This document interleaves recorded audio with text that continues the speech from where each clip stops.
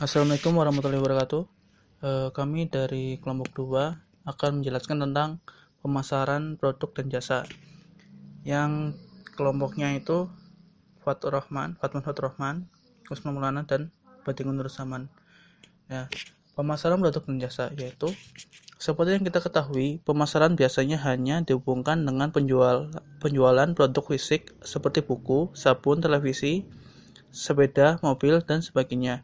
Namun, pada saat ini, pemasaran jasa sudah banyak dijalankan. Jasa di pasaran dapat berupa ide, gagasan, tempat, dan manusia. Contohnya, perbankan, hotel, rumah sakit, notaris, pengacara, dan sebagaimana. Dan jasa itu adalah kegiatan atau manfaat yang dapat diberikan oleh suatu pihak kepada pihak yang lain, pada dasarnya tidak terwujud dan tidak pula berakibat pemilikan sesuatu. Nah, satu ada merek strategi atau global. Strategi merek global yaitu membangun merek global tidak sekadar meluncurkan situs web yang dapat diakses oleh orang-orang yang seluruh dunia. Membangun merek yang kerja kerasnya bukan tanpa rintangan. Beberapa rintangan yang harus dilalui itu berupa bahasa hingga kesalahpahaman norma setempat yang bisa menjadi hambatan bagi peluncuran sebuah merek di luar negara asalnya.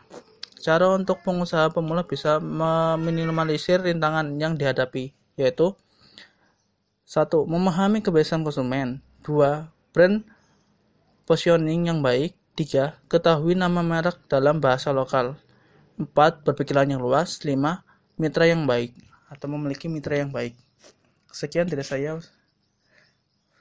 Nanti akan dilanjutkan oleh Badingun. Wassalamualaikum warahmatullahi wabarakatuh. Ya, assalamualaikum warahmatullahi wabarakatuh. Nama saya Badingun Nur Zaman. Di sini saya akan melanjutkan presentasi dari teman saya. Selanjutnya ada mengelola produk multinasional.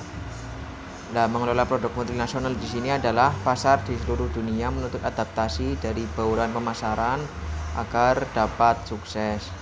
Apabila sebuah perusahaan yang sudah mulai memutuskan memberikan respon terhadap perbedaan pasar, maka perusahaan itu telah beranjak menjadi perusahaan multinasional.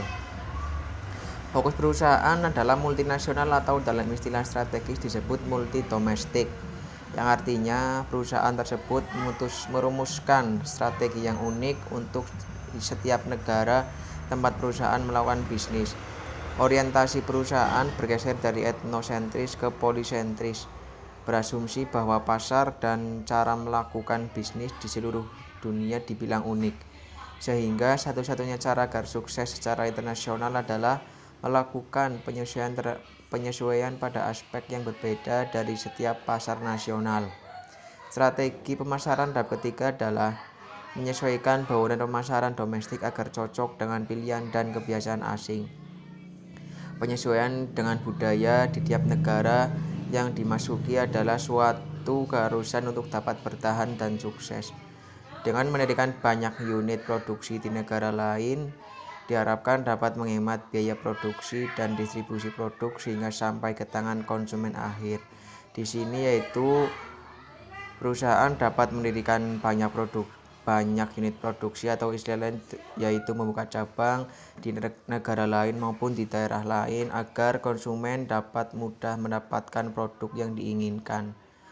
Selanjutnya ada produk pirasi atau pembajakan produk.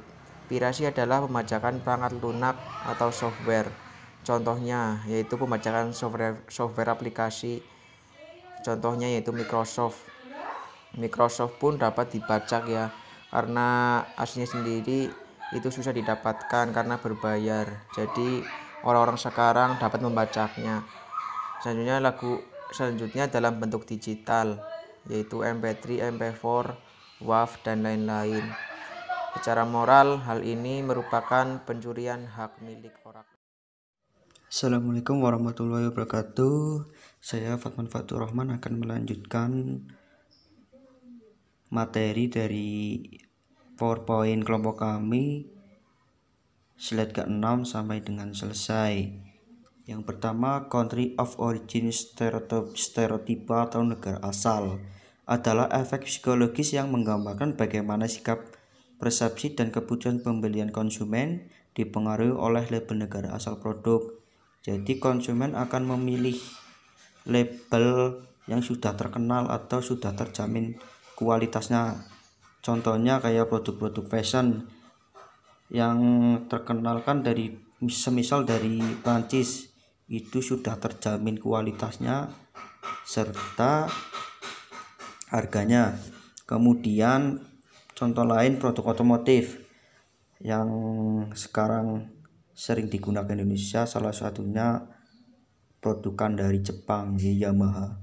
Jadi itu mempengaruhi konsumen untuk membeli suatu barang. Kemudian yang kedua, memiliki dampak terhadap konsumen dalam memilih produk yang akan dibelinya, termasuk dalam hal patriotisme dan nasionalisme. Yang ketiga, penelitian menunjukkan bahwa berbagai efek seperti pengetahuan terhadap karakteristik suatu negara, kondisi ekonomi dan politik sejarah, serta tradisi akan berkombinasi dengan stereotipa atau persepsi subjektif terhadap suatu negara asal produk tersebut. Selanjutnya, pemasaran jasa global. Adapun faktor pemicu jasa global, yang pertama mencari pasar atau market seeking. Para eksportir mencari pasar baru dalam rangka memanfaatkan potensi pertumbuhan di pasar tersebut. Yang kedua, mengikuti klien.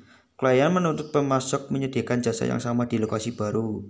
Yang ketiga, tekanan pasar domestik. Yang keempat, mengikuti pesaing. Beberapa perusahaan jasa mengamati para pesaingnya yang berekspansi ke luar negeri. Yang terakhir, membangun keahlian. Beberapa pasar dipandang sebagai lead countries, di mana inovasi dalam hal teknologi dan strategi di sana berlangsung lebih cepat daripada negara-negara lainnya.